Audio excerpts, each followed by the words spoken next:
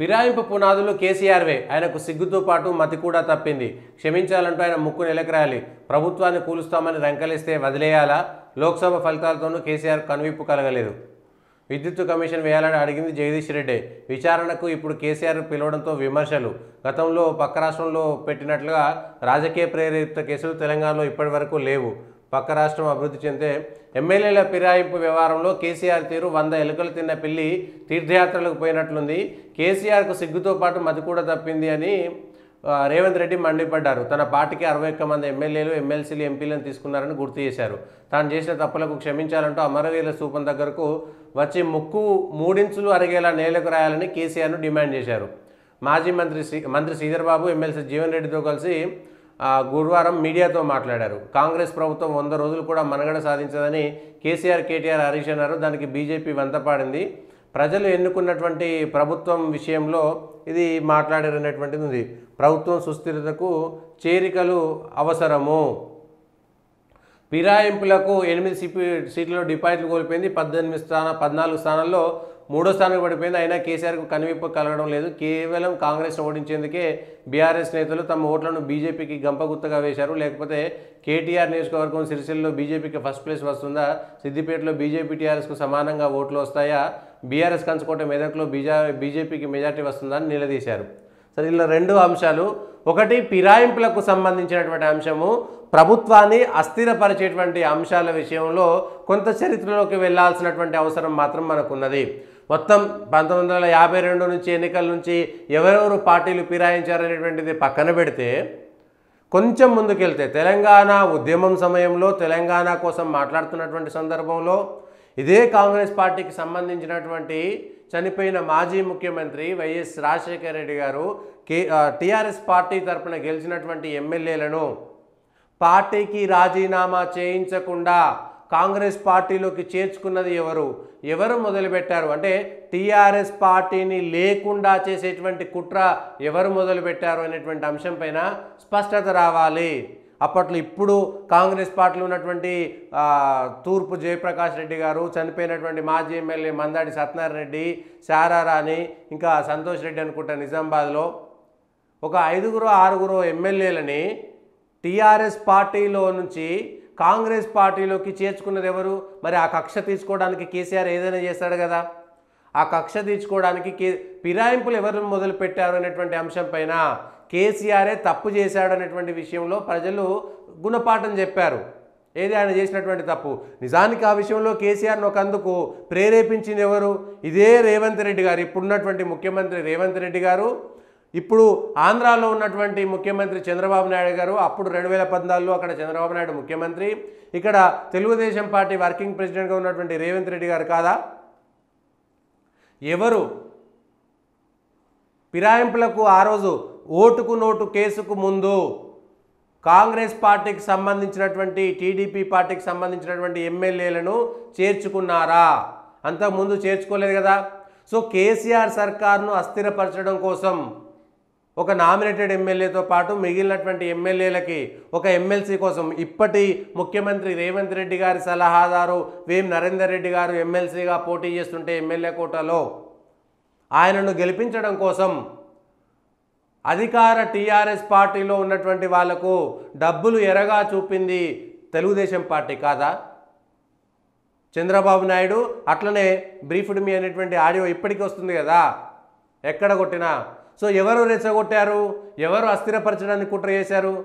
కోపం వచ్చింది కేసీఆర్, ఇట్లా తెలంగాణ తీసుకొస్తే చంద్రబాబు నాయుడు ఇంకా నా మీద పెత్తనం చేసడంది, నా ప్రభుత్వాన్ని కూలగొట్టడని చెప్పేసి అందరినీ ఊడ్చి పడేసి తీసేసుకున్నాడు. కాంగ్రెస్ పార్టీని కూడా అదే పని చేసిండు.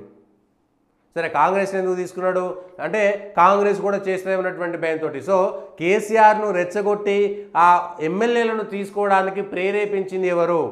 ప్రస్తుత ముఖ్యమంత్రి రేవంత్ రెడ్డి గారు, అప్పట్లో ఆయన పార్టీ అధ్యక్షుడిగా ఉన్నటువంటి ఆంధ్ర ముఖ్యమంత్రి చంద్రబాబు నాయుడు గారు కాదా? ఈ విషయంలో గుండెలపైన చేనేసుకో చెప్పాలి.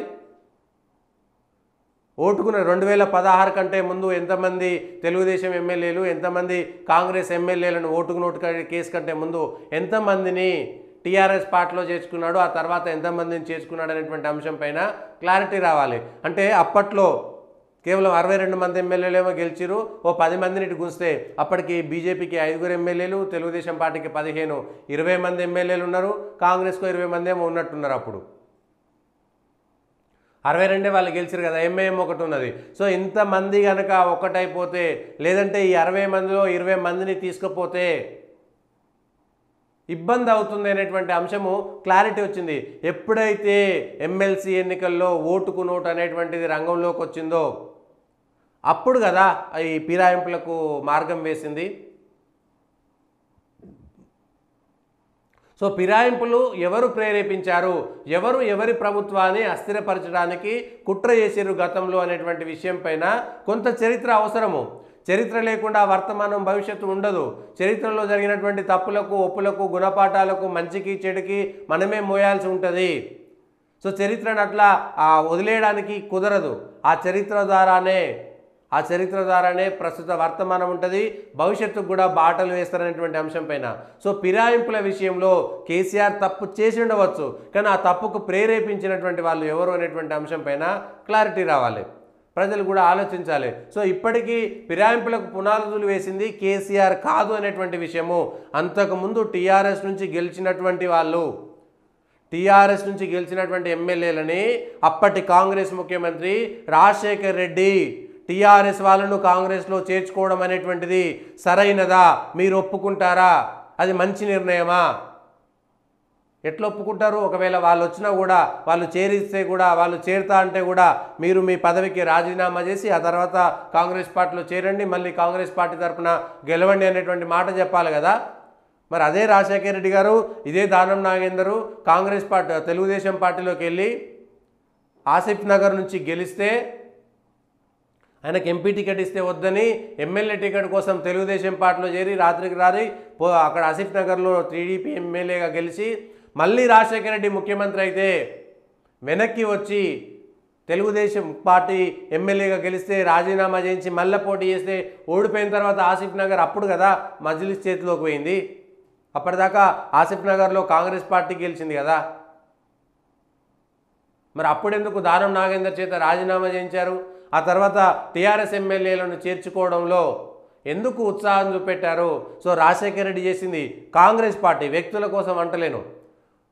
అప్పుడు చేర్చుకోవడం తప్పా కాదా? అప్పుడు కూడా మీ కాంగ్రెస్ పార్టీ అధికారంలో ఉందా లేదా? సో ఆ తర్వాత టీఆర్ఎస్ పార్టీ తెలంగాణ కోసము, తెలంగాణ ఉద్యమం కోసం నడుస్తున్నటువంటి పార్టీలో వాళ్ళను చీల్చేటువంటి ప్రయత్నం చేస్తే ఆ తర్వాత అధికారంలోకి వచ్చాక వాళ్ళు టిట్ ఫర్ టాట్ చేయరా?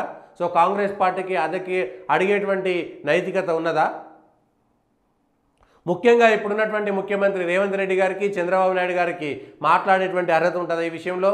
ఎప్పుడైతే ఓటుకు నోటు కేసులో ఒక ఎమ్మెల్యేను ఎమ్మెల్సీ ఎన్నికల్లో గెలిపించుకోవడం కోసం డబ్బులు తీసుకుపోయి ఇచ్చారో అది రేవంత్ రెడ్డి గారు చేశారా, చంద్రబాబు నాయుడు గారు చేశారా, ఎవరు చేసిరు అనేటువంటిది పక్కన పెడితే తెలంగాణ వచ్చిన తర్వాత అసలు తెలుగుదేశం పార్టీ తెలంగాణలో ఉండడమే పచ్చి తప్పు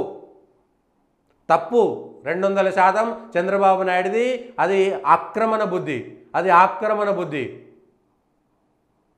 మేము తెలుగుదేశం ఉన్నది కాబట్టి మేము ఇక్కడ చేసినామంటే ఆ చరిత్ర అంతా వేరే ఉంటుంది. మేము ఎంత డెవలప్ చేసినాం, హైదరాబాద్లో ఏదో పీక్ పడేసినామంటే ఏం చేసింది ఏం లేదు. సో అట్లా రెచ్చగొట్టింది ఎవరు అంటే అది మీరు చేసిందేమో తప్పు అవుతుంది, కేసీఆర్ చేసిందేమో ఉప్పు అవుతుంది, లేదా మీరు చేసింది ఉప్పు అవుతుంది, కేసీఆర్ చేసింది తప్పు అవుతుందా? రాజశేఖర్ రెడ్డి కదా 2009 నుంచి మనం మొదలు పెడదాం. అంతకుముందు ఇంకా చరిత్రలో చాలామంది అటు ఇటు మారుండవచ్చు, కొంతన విలువలు పాటించి ఉండవచ్చు. సరే, ఎన్టీ రామారావును దించేసి నాదెండ్ల భాస్కరరావు ఎపిసోడ్ అదొక ప్రత్యేకమైనటువంటి ఎపిసోడ్ అయి ఉండవచ్చు.